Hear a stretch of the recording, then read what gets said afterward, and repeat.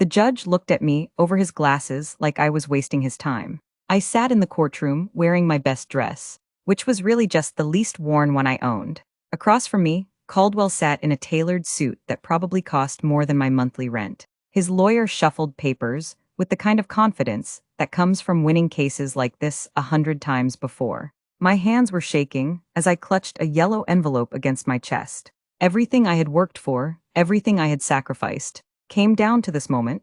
The judge sighed and said he'd seen enough evidence. It looked like Caldwell would walk away with everything while I'd leave with nothing, just like he planned. Caldwell's lawyer stood up and started talking about how marriages end and people move on. He made it sound so simple, so clean. He said my ex-husband had built a successful medical practice through hard work and dedication, that the assets should reflect his contribution to the marriage. I watched Caldwell nod along, pretending to look sad, but I could see the smugness in his eyes. He thought he'd won for 6 months. He'd been fighting to keep everything we'd built. The house, the savings, the investment accounts. His lawyer had painted me as someone who contributed nothing, who just lived off his success. I wanted to scream.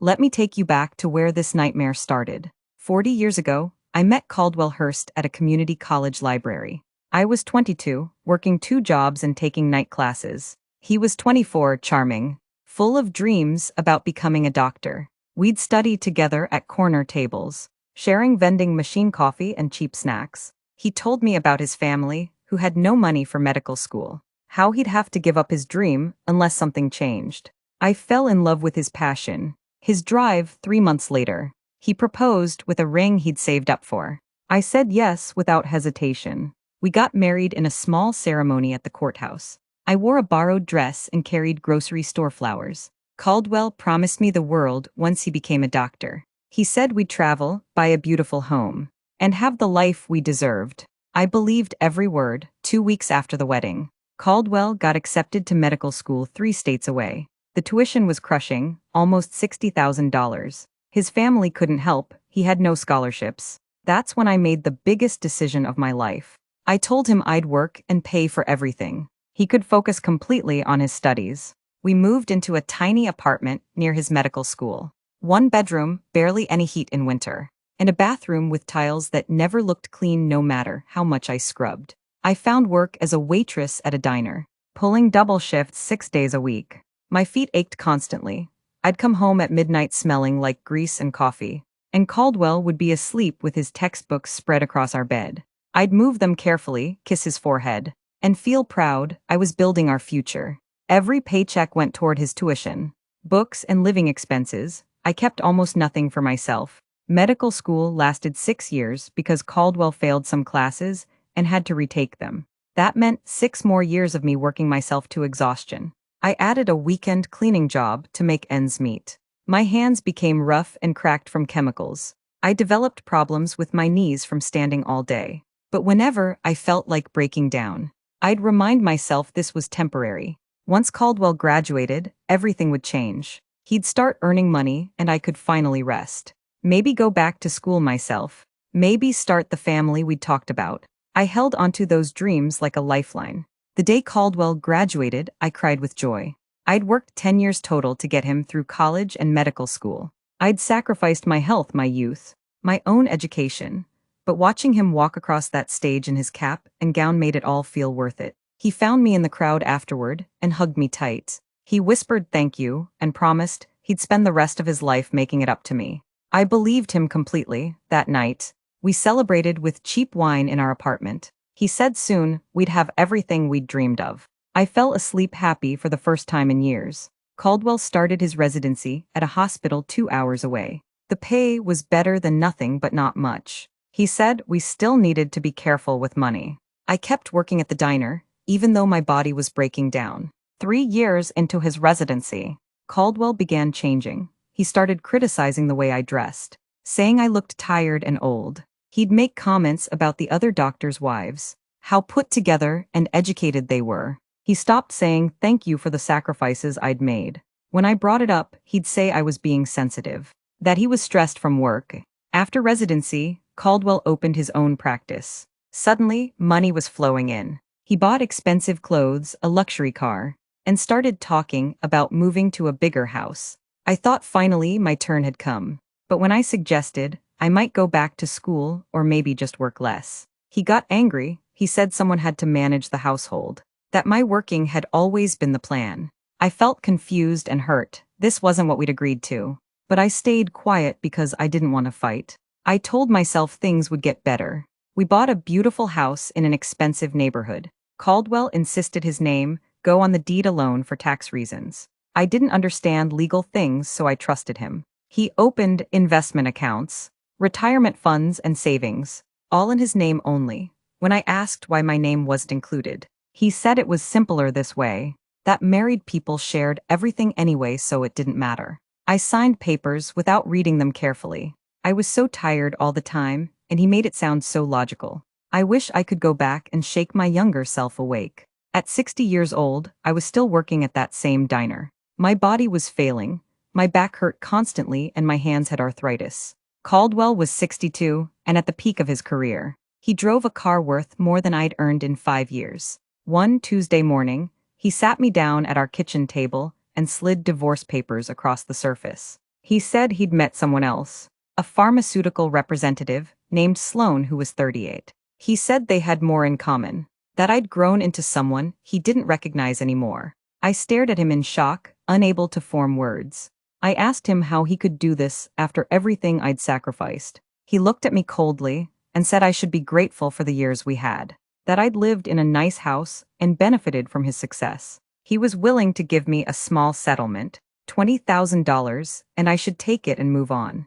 $20,000 for 40 years of marriage, for putting him through school, for working myself into disability while he built his empire. I told him I deserved half of everything. He laughed and said good luck proving it. Everything was in his name. I hired the only lawyer I could afford, a young woman fresh out of law school named Petra Winfield. She looked at my case and her face fell. She explained that because everything was in Caldwell's name and I'd signed documents during the marriage, proving my contribution would be difficult. His lawyer had decades of experience and had already built a case showing Caldwell as the sole earner and asset builder. Petra said we'd fight, but I should prepare for disappointment. I felt my world crumbling. How could the law allow this? How could 40 years of sacrifice mean nothing? We ended up in court 6 months later. Caldwell's lawyer presented bank statements, tax returns, and property documents, all showing Caldwell's name. He argued that I'd been a homemaker who benefited from the marriage and was now trying to take what wasn't mine. I sat there listening to my entire life being twisted into lies. When it was my turn to speak, I explained how I'd worked multiple jobs to pay for his education, how I'd supported us for years while he studied. The judge listened but looked skeptical. Without proof, it was just my word against documents. I felt hope slipping away with every passing minute. That's when I pulled out my yellow envelope. My hands trembled as I stood up and asked permission to approach the bench. The judge nodded tiredly like he expected more desperate theatrics. Caldwell's lawyer objected, but the judge allowed it. I walked forward and handed him the envelope. Inside were copies of every check I'd written for Caldwell's tuition over 6 years, every money order for rent and books. I'd kept copies of everything, stored in a box in my sister's attic. I'd also included a letter Caldwell had written me during medical school, thanking me for sacrificing my dreams so he could achieve his. The judge opened the envelope and started reading. His expression changed from boredom to shock to anger. He looked at Caldwell and asked if these documents were authentic. Caldwell's face had gone completely white. His lawyer grabbed some of the papers and started reading frantically. The judge read the letter out loud, Caldwell's own words about how he owed everything to me and would spend his life making it up to me. The courtroom was silent except for the judge's voice. When he finished, he set the papers down carefully and removed his glasses. He looked at Caldwell with pure disgust. The judge said he'd seen many cases, but few this clear-cut. He explained that my financial contributions to Caldwell's education and early career constituted a significant marital investment, that the assets built on the foundation of my sacrifice were absolutely marital property regardless of whose name appeared on documents. He said Caldwell's attempt to hide this contribution was fraudulent and would not be tolerated in his courtroom. Caldwell's lawyer tried to object, but the judge cut him off sharply. He said he was making his ruling immediately, and it was not up for debate. I could barely breathe. The judge ordered that all marital assets be split 50-50. The house, the investment accounts, the retirement funds, the savings, everything. He also ordered Caldwell to pay me spousal support based on his current income for the rest of my life. Additionally, he ordered Caldwell to cover all my legal fees and pay a penalty for attempting to defraud the court. The total came to more than $2 million. I sat in my chair, unable to process what was happening. Caldwell looked like he might be sick. His lawyer packed up papers with shaking hands. 40 years of injustice corrected in 15 minutes. After the ruling, I walked out of that courtroom with my head high for the first time in years. Petra hugged me and cried happy tears. My sister was waiting outside and screamed with joy when I told her. Caldwell tried to approach me in the parking lot, but I kept walking. He called my name, but I didn't turn around. He'd had 40 years to appreciate me, and he'd thrown it away. Now he'd spend the rest of his life paying for that choice. Literally, I got into my sister's car and we drove away. I never looked back at him standing there in his expensive suit. 6 months later, I'm living in a comfortable condo paid in full. I've retired from the diner, and my body is finally healing. I enrolled in community college classes, something I'd dreamed about for decades. Last week, I got an email from Caldwell. He'd broken up with Sloan and wanted to talk about reconciliation. I deleted it without responding. Some people think I should feel sorry for him, but I don't. He made his choices. He threw away a woman who loved him and would have given him anything. Now he has money, but he'll never have what we could have built together. And me, I finally have peace, respect, and the freedom to live for myself. If someone in your life has sacrificed everything for you, don't wait until it's too late to appreciate them. Love isn't about what someone can give you. It's about honoring what they've already given.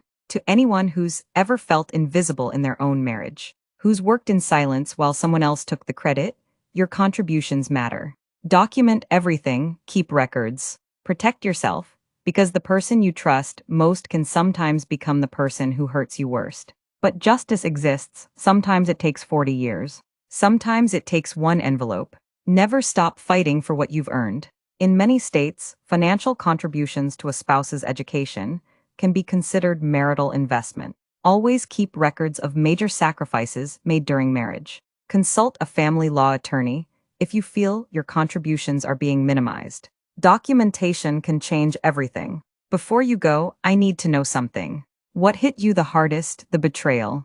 The moment everything fell apart. The twist you never saw coming. Drop it in the comments right now. And tell me what you want to see next. Medical fraud, family secrets, financial crimes, hidden identities. Your ideas become our next stories. If this story kept you glued to the screen, hit that like button. If you want more shocking true stories that expose the truth, subscribe and turn on notifications so you never miss what's coming next. Thanks for letting me share this story with you. The next one drops soon, and it's going to shake you even harder. See you there.